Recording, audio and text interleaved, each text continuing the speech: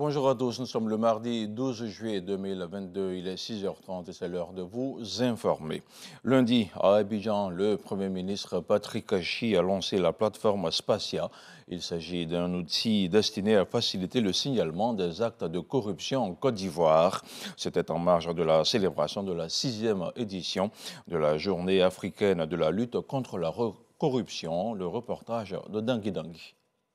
La COVID-19 n'a pas seulement été une crise sanitaire ou humanitaire, elle a été aussi une crise de gouvernance, a déclaré la représentante de l'Union africaine en Côte d'Ivoire ce 11 juillet à la célébration de la 6e édition de la Journée africaine de lutte contre la corruption.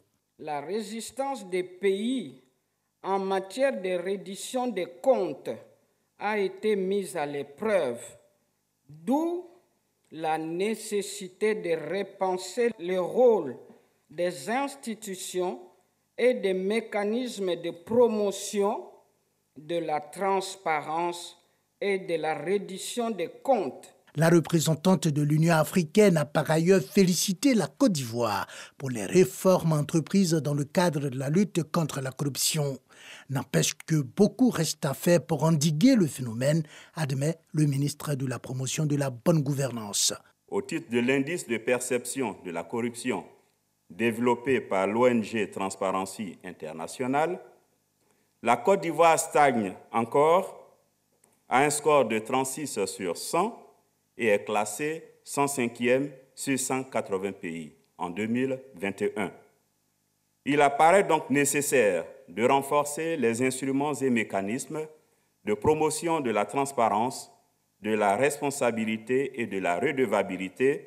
Le Premier ministre a saisi l'occasion de cette 6e édition de la Journée africaine de la lutte contre la corruption pour inaugurer un nouvel outil de lutte contre ce phénomène, à savoir Spatia, système de prévention et de détection des actes de corruption et infractions assimilées. Véritable interface entre l'État et les citoyens, outil digital moderne et fluide, cette plateforme permettra de dénoncer facilement et précisément les actes de corruption dans tous les secteurs d'activité en vue d'en réduire drastiquement la prégnance sur notre société. Autre temps fort de la célébration officielle de la Journée africaine de lutte contre la corruption, un panel de haut niveau sur le thème « Gestion des fonds COVID-19 et leçons apprises en matière de transparence et d'intégrité ».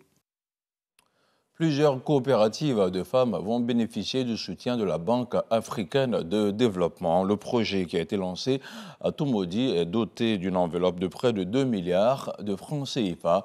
Il vise à terme à assurer la sécurité alimentaire. Nous rapporte ici Kader Sogodogo. 322 coopératives féminines localisées sur l'ensemble du territoire ivoirien opérant dans la production vivrière bénéficient d'une enveloppe globale de 1,8 milliard de francs CFA.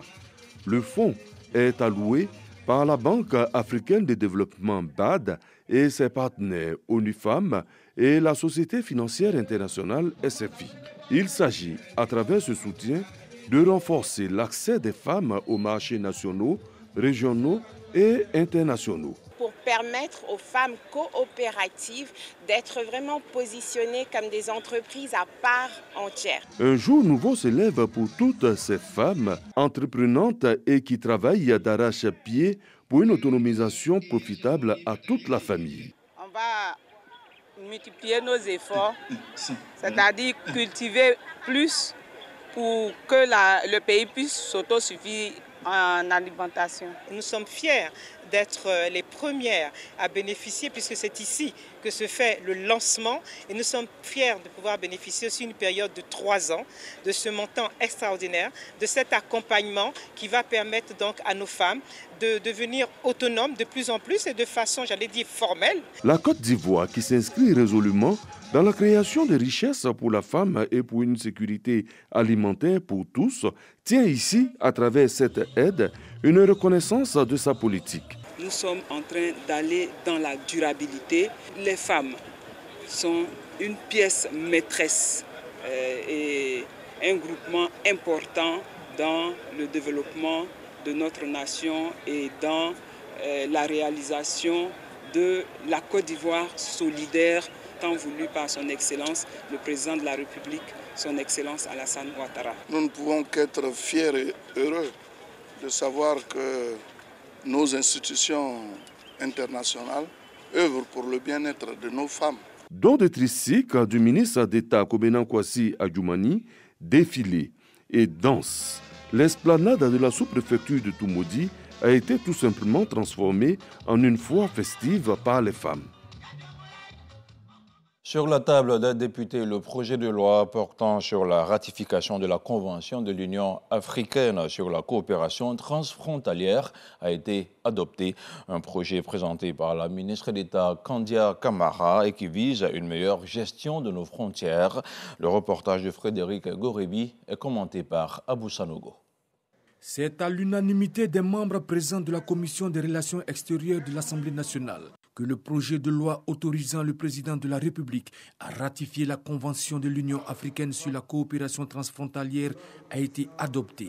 Ce texte est l'aboutissement d'un long processus qui a permis aux États africains de disposer d'un cadre référentiel pour la coopération transfrontalière et de renforcer la paix et la sécurité entre eux. Selon Kandia Camara, ministre d'État, ministre des Affaires étrangères, de l'intégration africaine et de la diaspora, qui présentait le projet de loi devant les députés.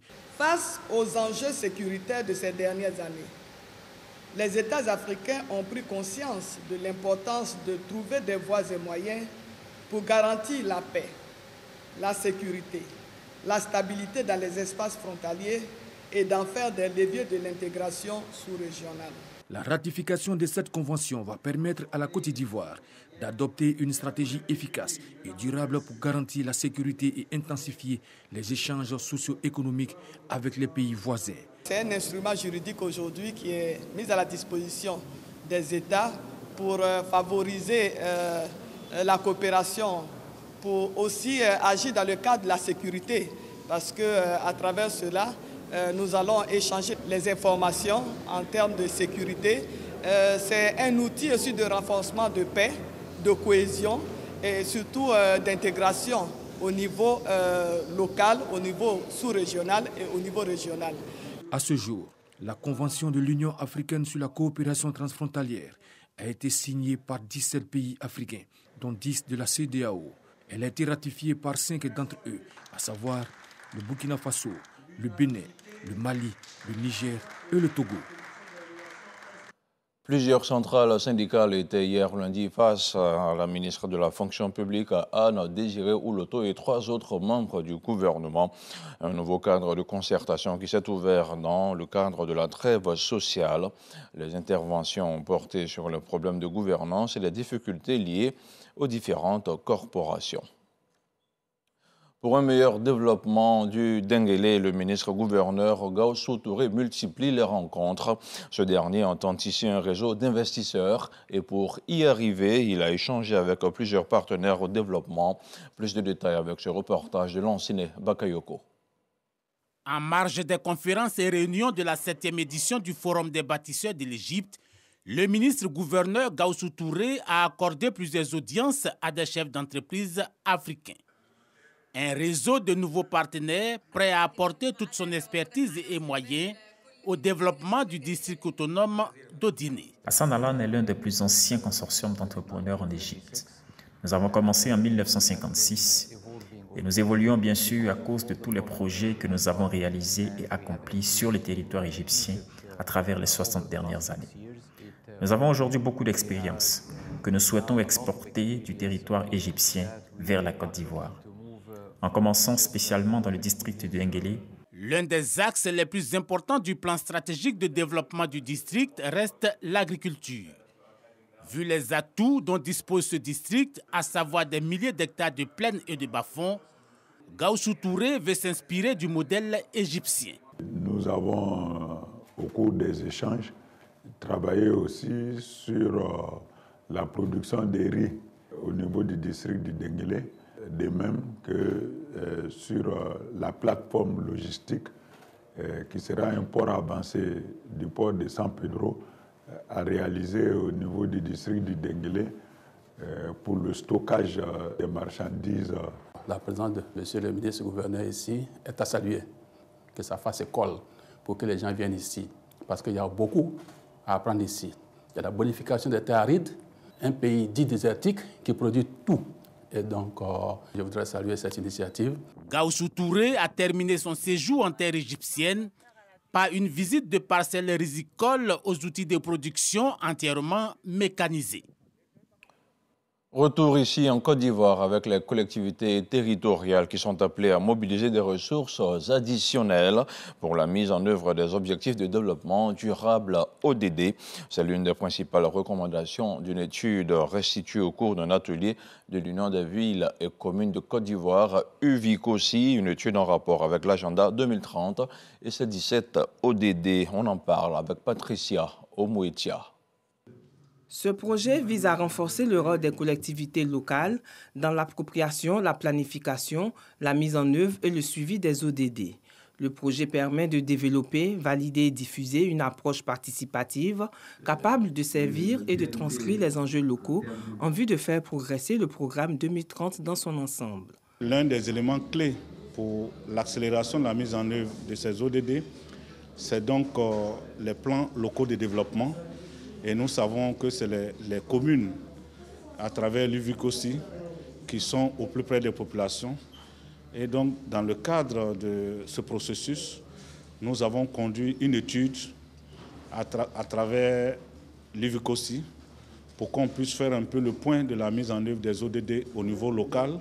Les villes et les collectivités locales doivent adapter leurs outils de gouvernance pour répondre à ce défi. Nous sommes ici pour cadrer avec les orientations que l'État nous donnera à partir du ministère du Plan et surtout les recommandations de cette étude-là nous permettront de mieux apprécier et de mieux mettre en œuvre ces objectifs au niveau des communes. À l'issue des échanges, il a été convenu de renforcer la collaboration État-collectivité, renforcer les capacités des élus locaux et des techniciens des mairies, institutionnaliser l'exercice pour permettre une meilleure appropriation des objectifs de développement durable.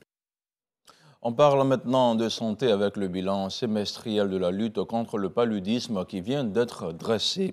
C'est un processus qui consiste à rendre beaucoup plus efficace la lutte contre la maladie et à rendre l'action communautaire également beaucoup plus forte. Les détails avec Franck Quadio. En 3 vagues, les 33 régions sanitaires ont présenté le bilan des activités de lutte contre le paludisme du premier semestre de l'année 2022. Cette année de façon particulière en train de faire le bilan de l'année 2021 et on fait le point du premier trimestre de l'année 2022. Quand on dit assainir son milieu, on n'a pas besoin de plusieurs moyens coûteux. Vous prenez votre daba, vous prenez votre machette, vous prenez vos balais et vous faites de telle sorte que tout autour de soi soit propre. Cette réunion a permis de faire ressortir les faiblesses liées à la mise en œuvre de cette activité, la lutte contre le paludisme. Et cela a permis de ressortir ces insuffisances et de rechercher les causes profondes afin de pouvoir solutionner. Pour faire de l'élimination du paludisme une réalité, il faut influencer le comportement des populations face à la maladie. C'est pourquoi les autorités sanitaires veulent intensifier les études socio-anthropologiques pour mieux stratifier la communication et l'action communautaire. Vous avez organisé la recherche sur la résistance du vecteur. Vous avez organisé la recherche sur la résistance du parasite. Qu'est-ce que vous avez fait pour le comportement humain?